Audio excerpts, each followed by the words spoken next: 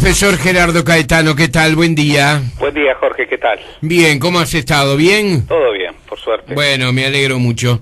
Es un momento oportuno para mirar estos últimos 12 meses, ¿no? Estamos en el último lunes de este año 2013, un año que ha habido o que ha tenido muchas facetas, que termina de una manera muy especial, que en el ámbito político se está preparando ya para las elecciones que se van a realizar el próximo año electoral.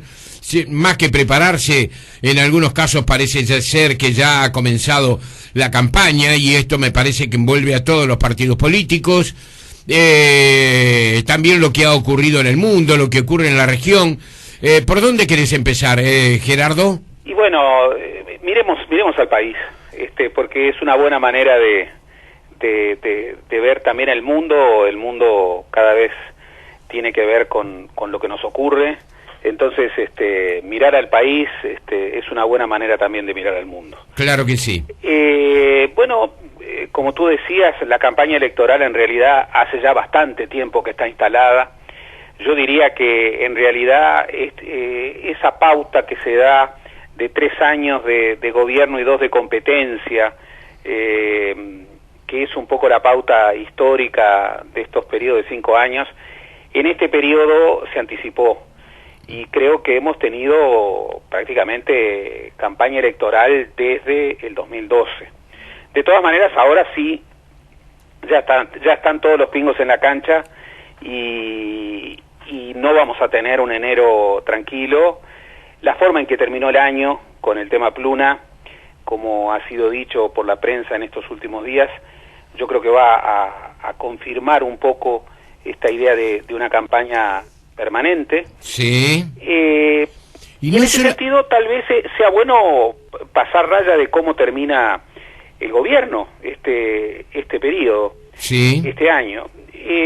Tú recuerdas que al empezar 2013 el gobierno señaló que este era el último año para llevar adelante, para impulsar algunos buques insignia. Y en ese sentido, bueno, hay que pasar revista a varios de ellos que son muy importantes. Sí. La regasificadora, vamos a tener noticias muy pronto. De hecho es uno de los buques insignia que está en marcha. El puerto de Aguas Profundas está lejos, aparentemente. La megaminería, está en plena discusión, ha sido aprobada la ley, hay negociaciones. Ahí todo pasa por una discusión de fondo sobre la sustentabilidad medioambiental.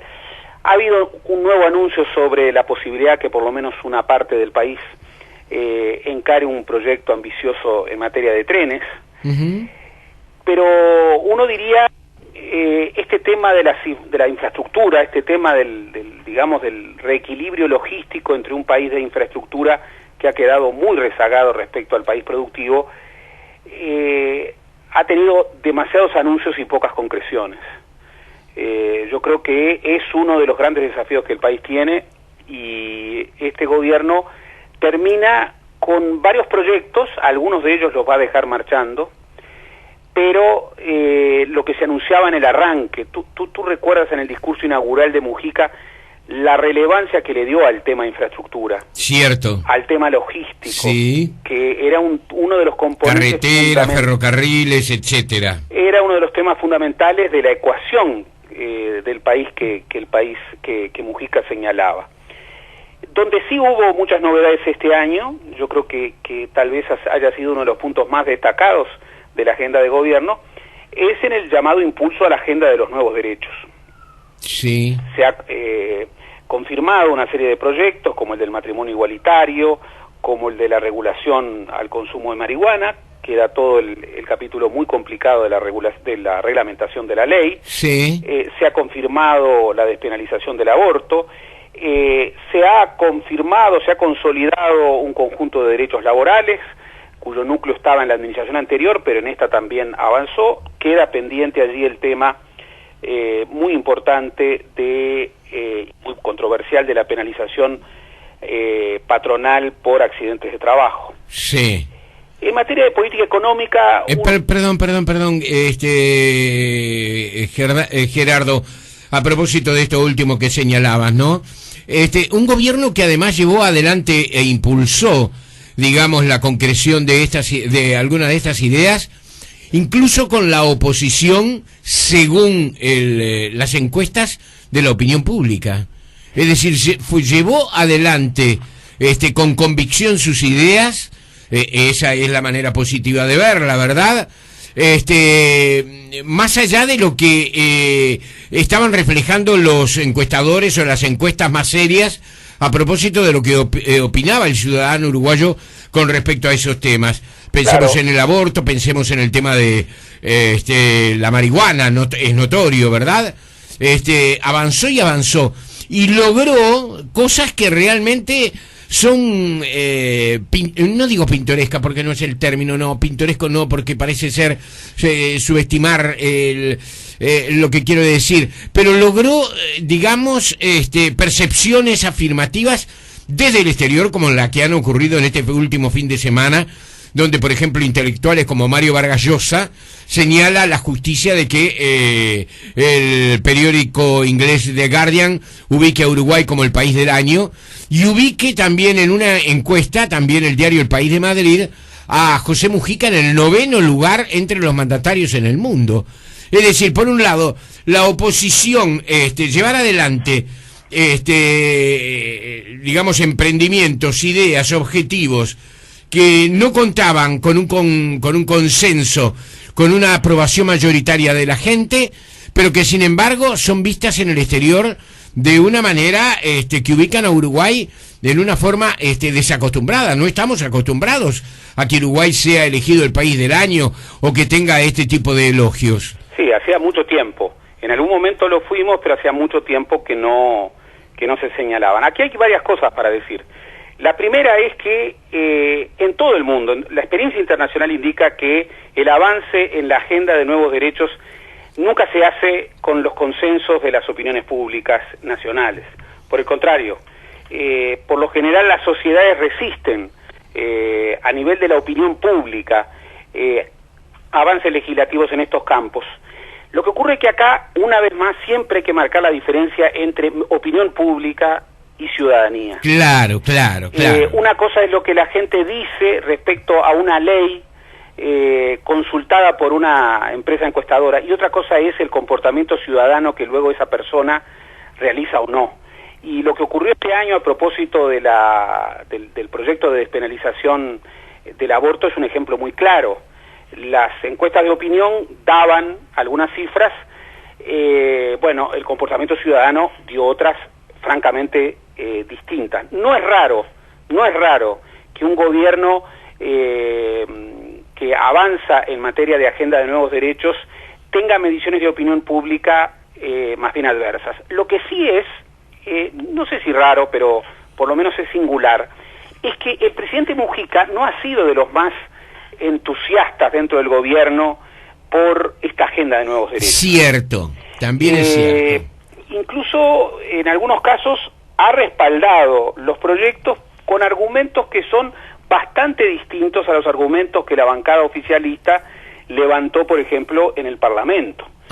Concretamente, respecto al proyecto de regulación del consumo de marihuana, es muy claro que el presidente Mujica lo ve, antes que nada y sobre todo, como un instrumento de combate al narcotráfico, como un experimento que habrá que monitorear, y no como un componente en la agenda de nuevos derechos. Esto es muy claro.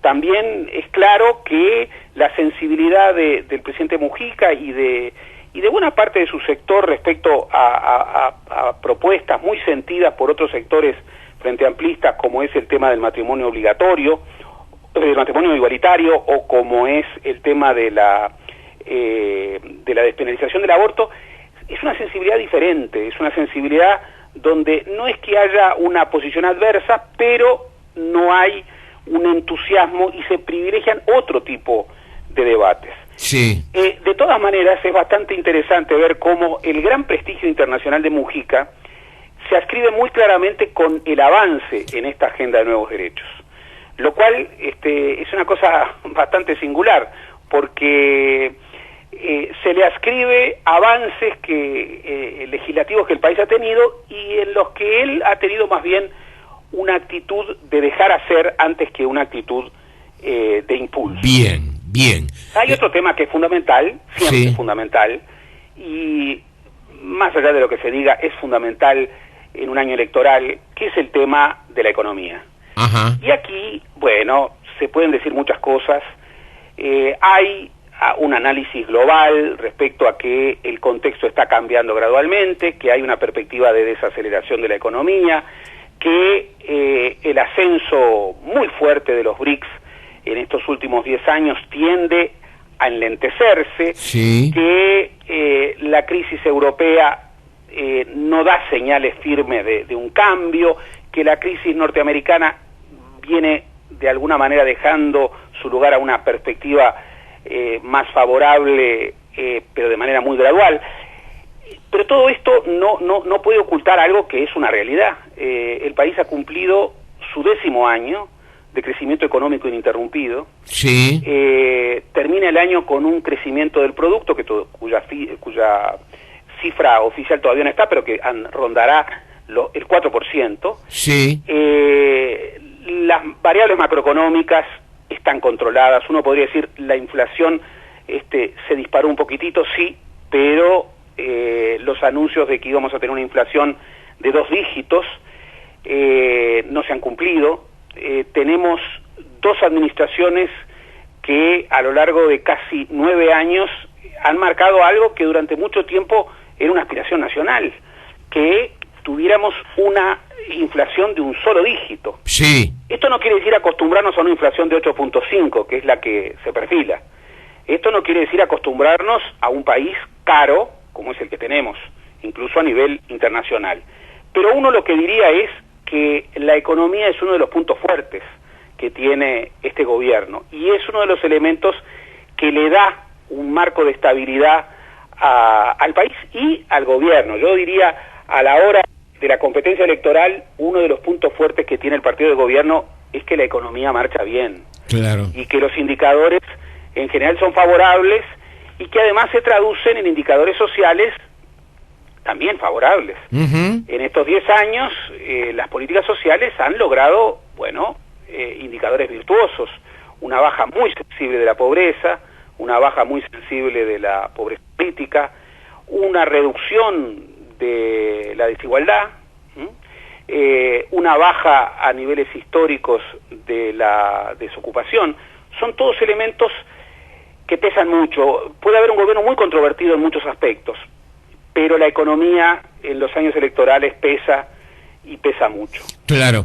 Hay quienes sostienen que tenemos, sin embargo, un país más endeudado de lo deseado, que tenemos menos reservas de las que deberíamos tener, y bueno, como tú decías, según de la tienda en que se observe el fenómeno, hay controversia con respecto al manejo de la economía.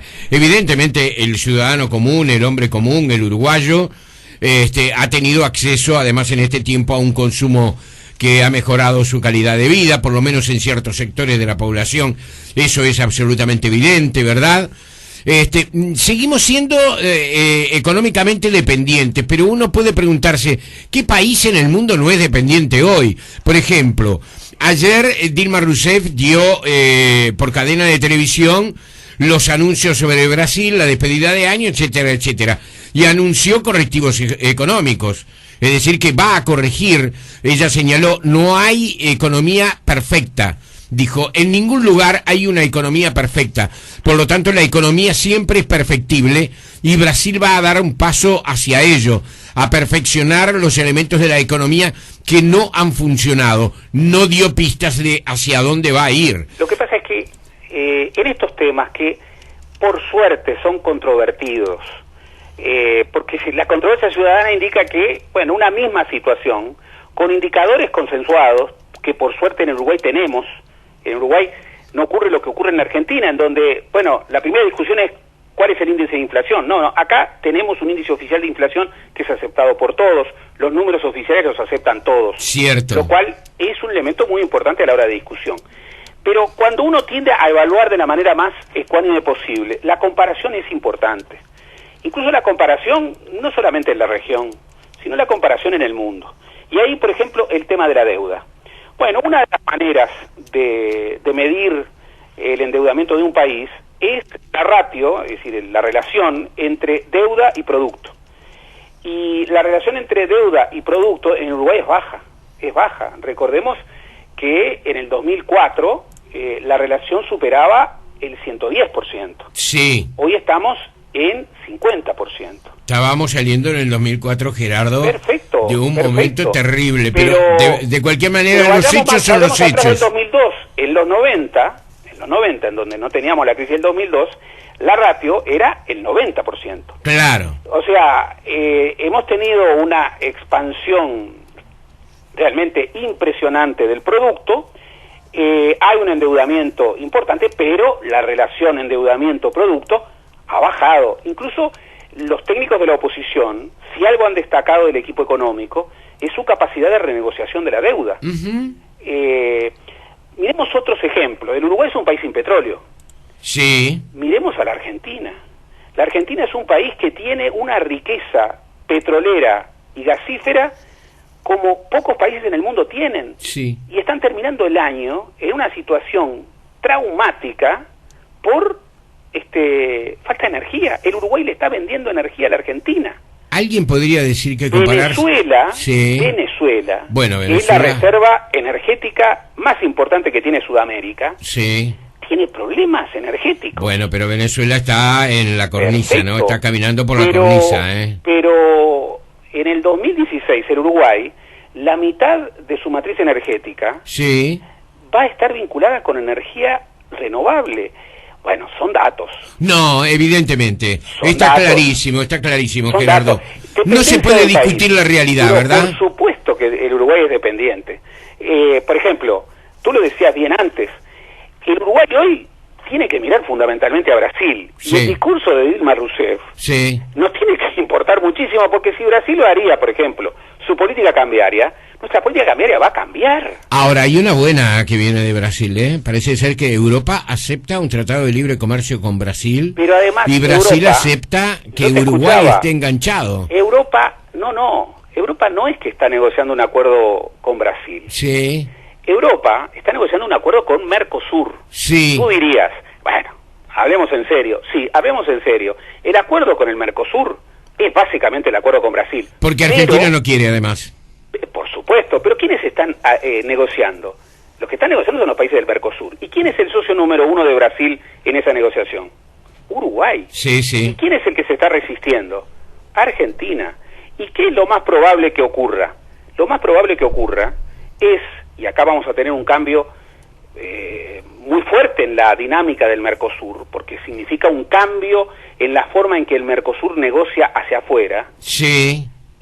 Que va a haber un acuerdo, no sabemos la profundidad que tendrá, pero es muy posible que haya un acuerdo al que se sumen, obviamente, Brasil, Uruguay y Paraguay, y al que no se integre Argentina, lo cual va a sumar a la Argentina un nuevo elemento de inestabilidad. Sí. Va a quedar afuera de un acuerdo comercial del resto del Mercosur. Venezuela ya ha dicho que no puede, pero que no hace objeción. Y por otra parte, la pauta de negociación hacia afuera del Mercosur cambia con esta situación, en donde los países no tienen veto para la negociación de los otros. Entre otras cosas, ¿por qué? Porque acá la locomotora de negociar hacia afuera con la Unión Europea la tiene Brasil. Sin duda. Y esa es una muy buena noticia para Uruguay. Ajá. También es una buena noticia para Uruguay el hecho de que en la previsión de los mercados de las commodities no hay previsiones, hay previsiones de bajas o de altibajos, pero no hay previsiones de desplomes. No, por el contrario, en algunos casos se asegura que el precio de ciertos alimentos va a ser mayor porque hay una demanda muy importante, sobre todo asiática, que puede hacer que alimentos, el precio de los alimentos se sostenga. En algunos casos puede bajar, como tú decías. El fenómeno Paraguay, no sé si era contigo que estábamos hablando los otros días, Paraguay está inundando con su carne Rusia en estos momentos, como un ejemplo de la región, ¿verdad? Hay una demanda... Paraguay no puede inundar de carne. No, claro. Y mucho menos a Rusia. Sí, pero obviamente Paraguay... Pero nos pasó en la cantidad de kilos de toneladas de carne que vende Uruguay a Rusia. Claro, pero hay que ver la calidad de la carne que vende Paraguay, hay que ver las condiciones en las que vende Paraguay. También. Paraguay tiene una presión fiscal que es una verdadera vergüenza, porque tiene una presión fiscal del 10%. En Paraguay prácticamente no se pagan impuestos, y eso ¿qué es lo que genera? Y bueno, que el Estado paraguayo prácticamente no puede hacer nada.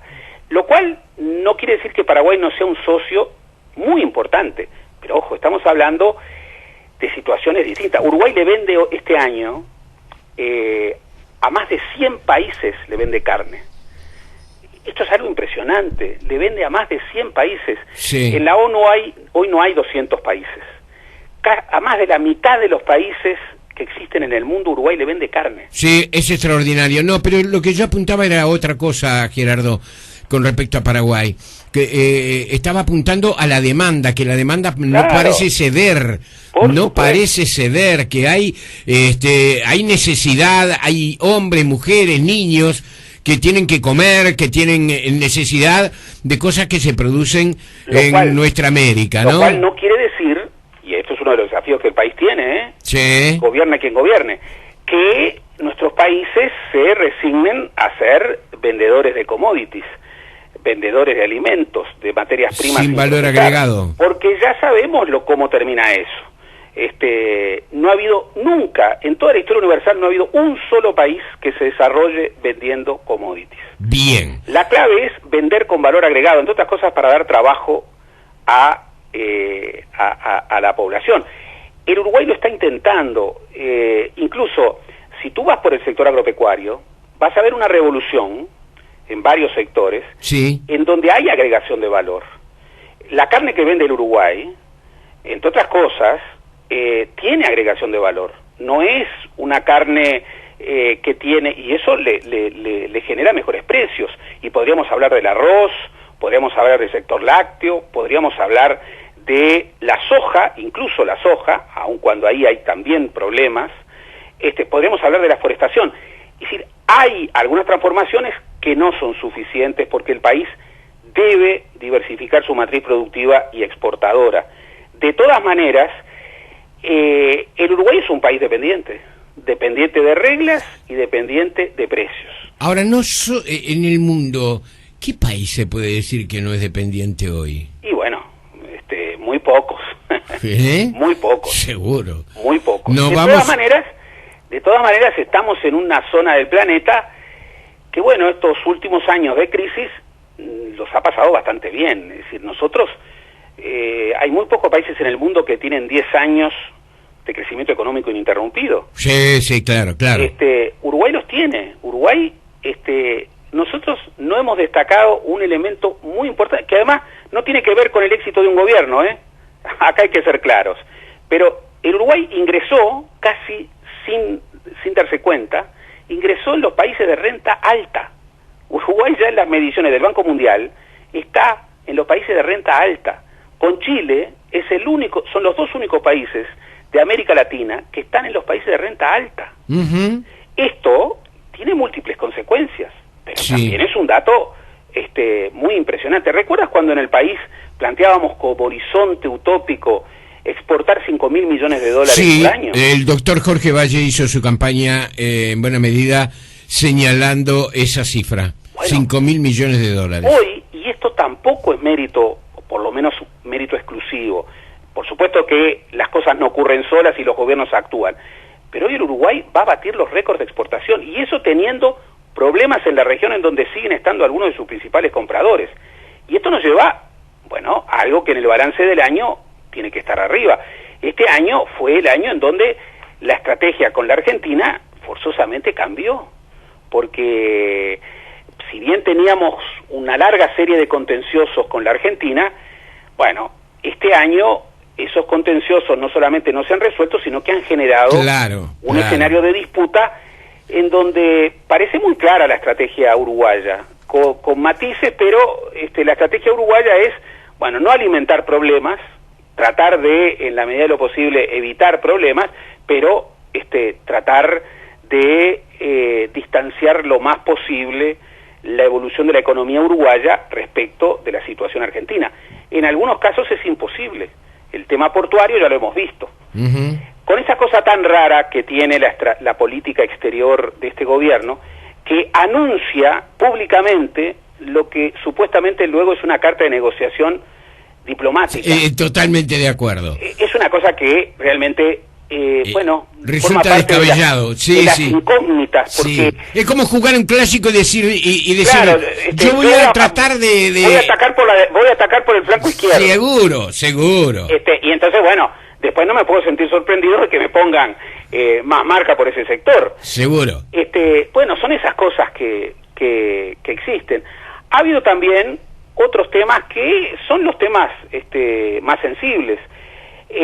La seguridad consolidó... Aquí hay un punto, Gerardo. Mira, la gente está escribiendo. Por ejemplo, Beatriz dice, lo que está diciendo Gerardo en estos momentos, también te saluda.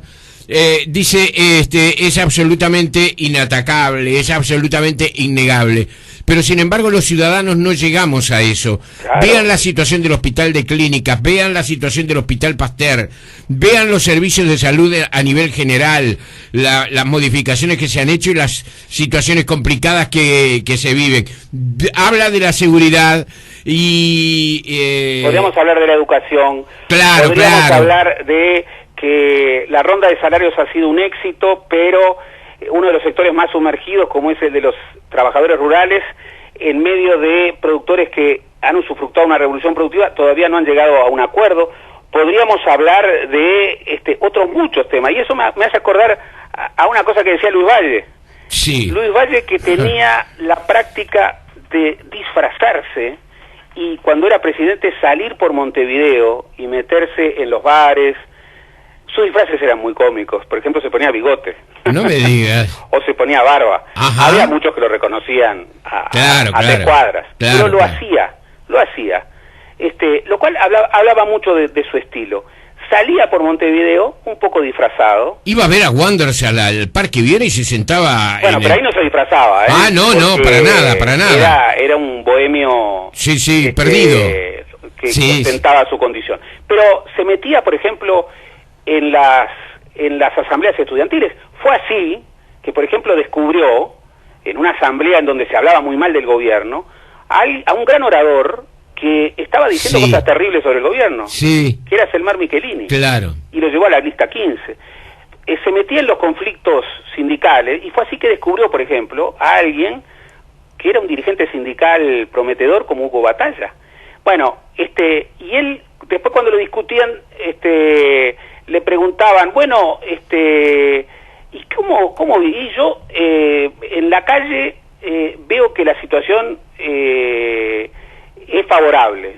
Y otra gran figura que tenía, que era Agustino Zavala Muniz, le dijo, presidente, nunca se olvide que lo que usted vio en la calle depende de la calle por la cual pasó. Y en el Montevideo hay muchas calles.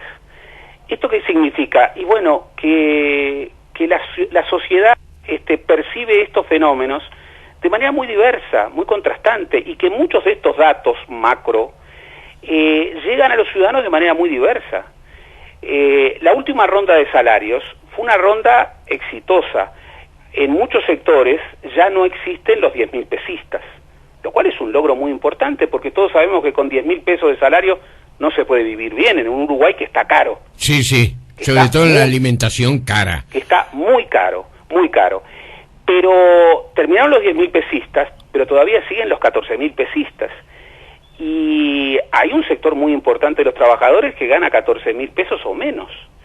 Y uno dice, bueno, pero alguien que gana 14.000 pesos o menos, ¿puede encarar su vida con tranquilidad? Y bueno, uno diría que no. Lo mismo, ¿puede haber conformidad con la situación educativa? Yo creo que nadie puede decir que puede haber conformidad, es el gran déficit. ¿Puede haber conformidad con el tema de la inseguridad? Y acá hay que ser claros.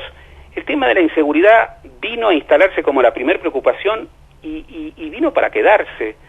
Habrá gobiernos que lo hagan mejor o peor, pero el tema de la seguridad va a seguir siendo el principal tema de preocupación, porque es un tema global, es un tema de mundo, es un tema frente al que no nos tenemos que resignar, pero es un tema de nuestra época, de nuestra civilización. Estoy de acuerdo. Y bueno, es terrible decirlo, sí, porque eso nos aleja definitivamente de algunas nostalgias.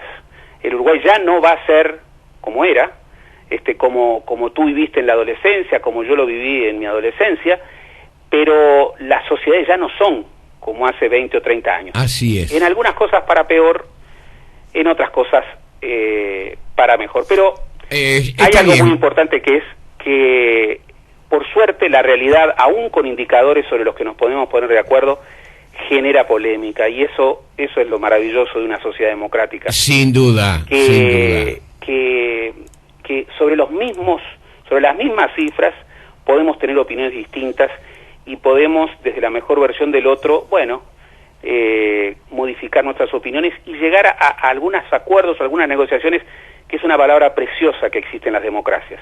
Negociación. Sin duda.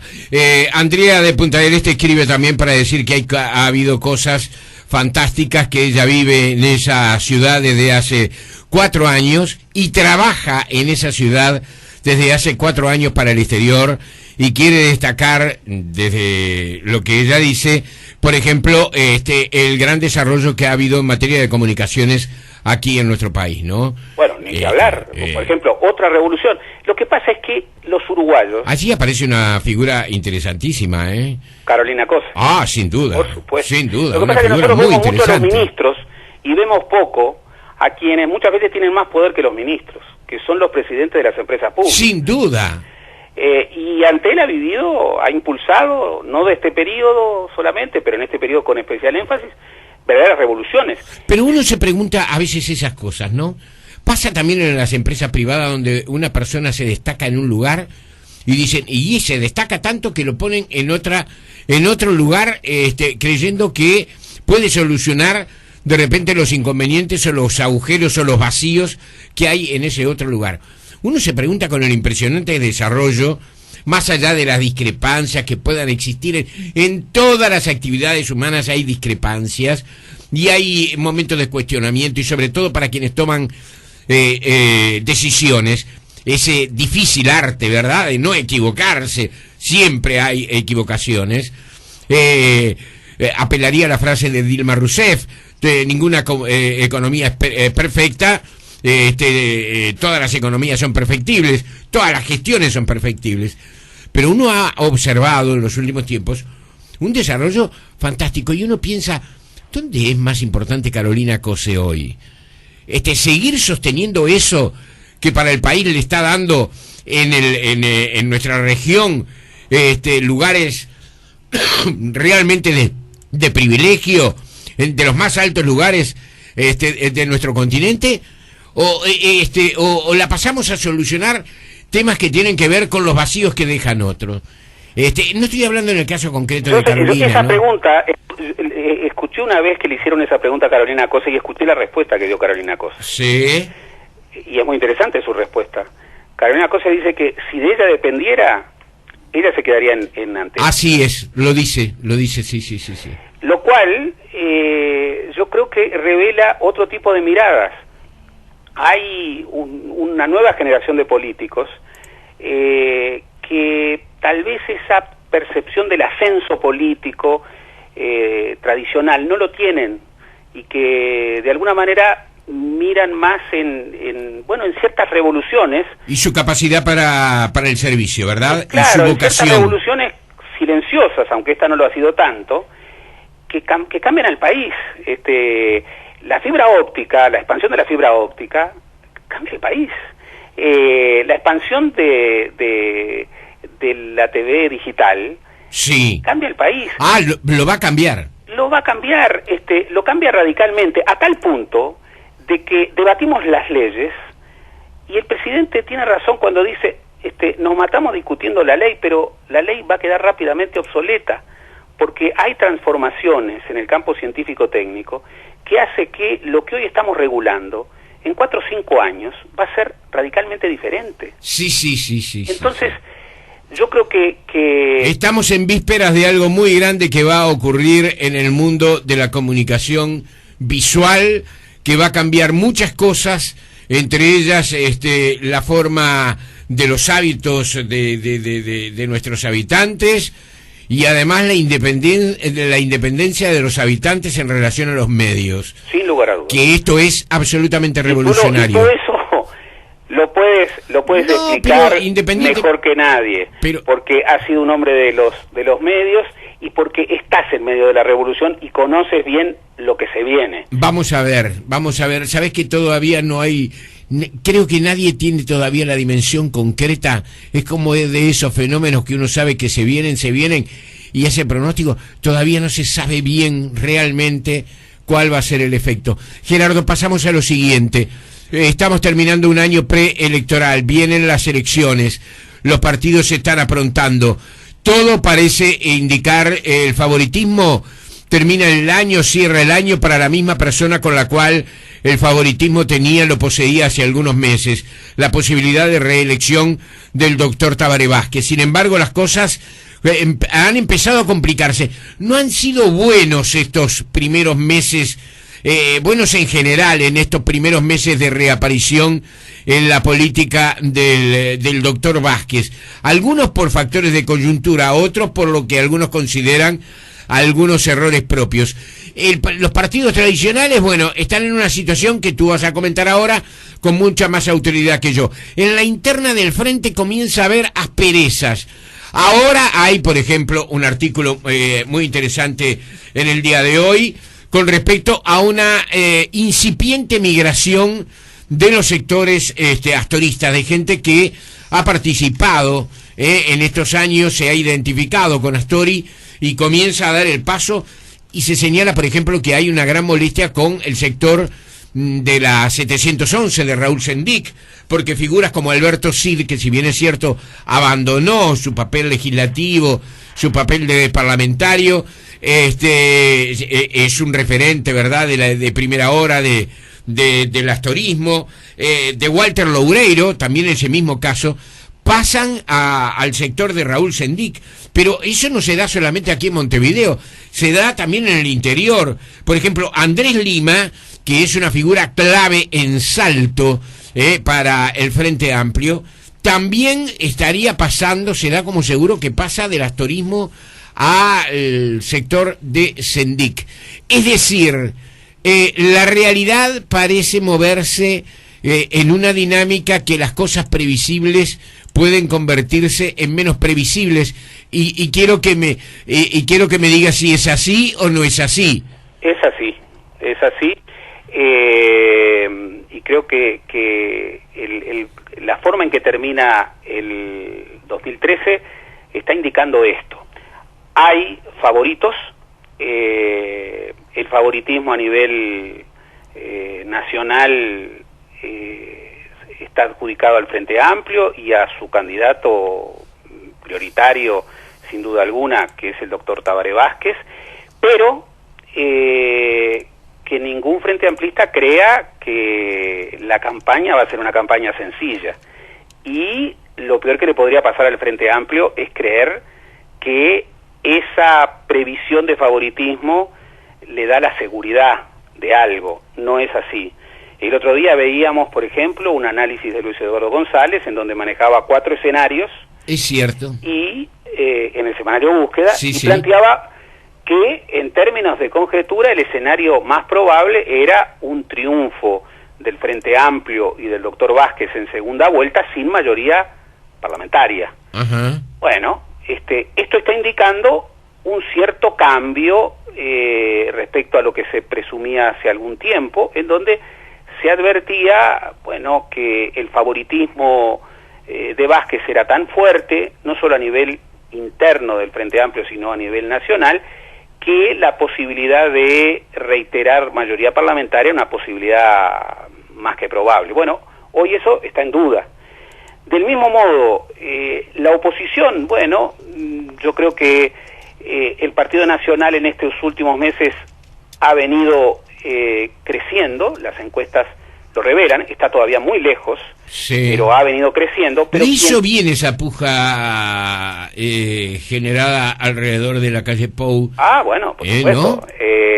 Un partido que tiene controversia interna es un partido que tiende a crecer más que otro partido que no lo tiene. Claro. En el mismo momento el Partido Colorado no solamente está estancado, sino que está bajando muy lentamente, pero está bajando. Y el Partido Colorado es un partido que no tiene interna. Es un partido en donde el favoritismo de Bordaberry es abrumador. Las últimas encuestas lo dan arriba de un 80%, sí, con un 80% de intención de voto entre los colorados. Entonces uno tendería a decir, bueno, es más que probable que el segundo en las elecciones de octubre sea el Partido Nacional. Pero tampoco es seguro. Es más que probable. Sí. No es seguro, ¿por qué?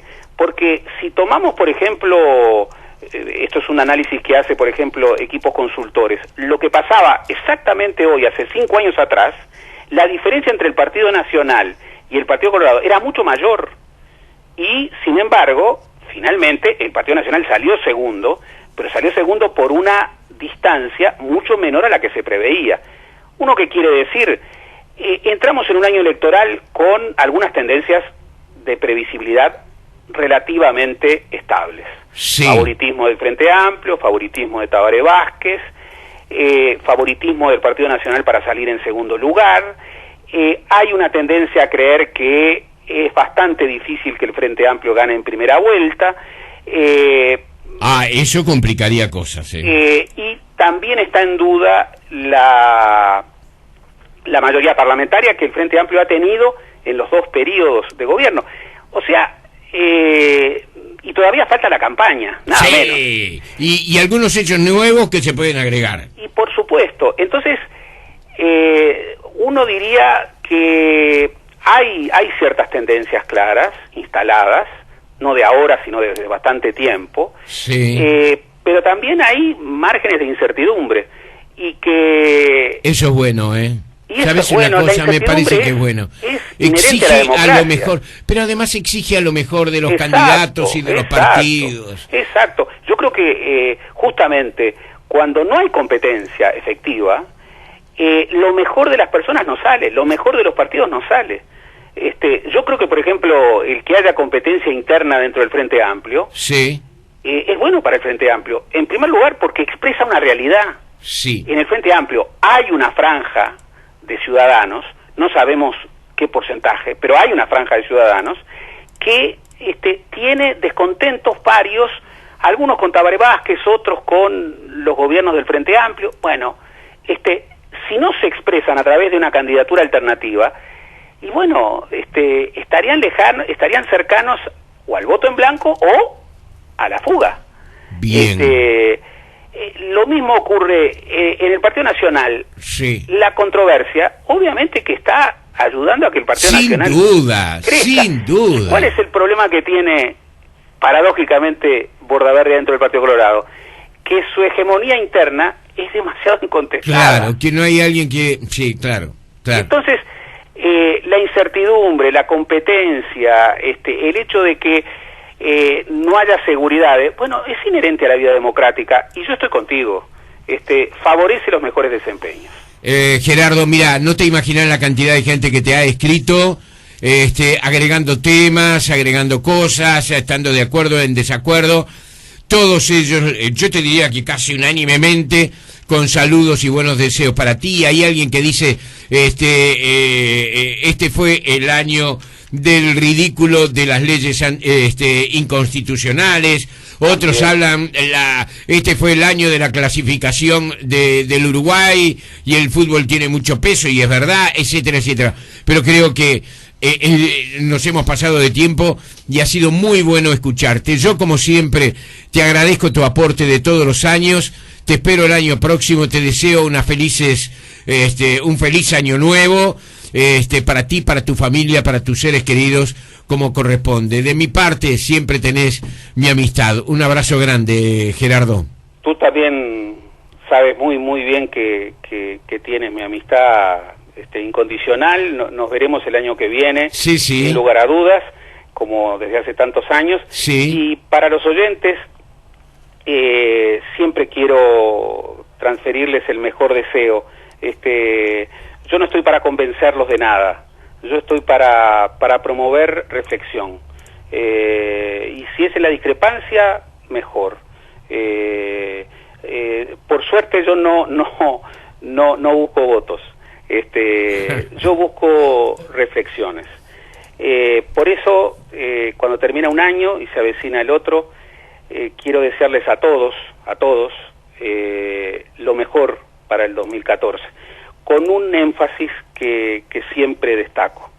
Le quiero desear a todos lo mejor, pero sobre todo a quienes más lo necesitan.